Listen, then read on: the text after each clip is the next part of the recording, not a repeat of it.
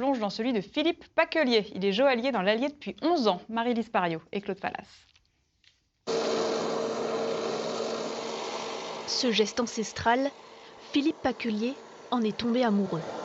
Il y a 11 ans, il est devenu artisan bijoutier, une passion enfouie au fil des années qui a ressurgi une fois la quarantaine atteinte. Quand vous avez un couple de jeunes qui veut faire un jeu d'alliance, vous leur faites les alliances, ils sont contents, vous participez au monde en faisant quelque chose de chouette. Et voilà, donc je me sens bien là où je suis.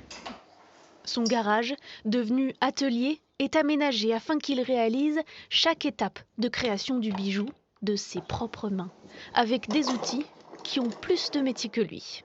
J'ai rencontré un monsieur qui était bijoutier et qui était à la retraite et qui avait gardé ses outillages pendant une trentaine d'années. Et c'était dans le fond d'une grange. Donc je lui ai racheté pour pouvoir ensuite le rénover, le remettre et tout. Donc c'était de la transmission d'un ancien collègue. Et pour Philippe, la transmission est importante. À l'occasion des Journées européennes des métiers d'art, il accueille sur rendez-vous les curieux qui voudraient apprendre à créer une bague exactement comme celle-ci.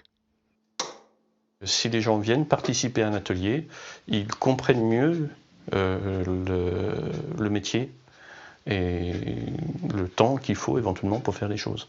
Ce qu'on a fait, ça se fait pas en 5 minutes, il faut quand même le temps de le faire.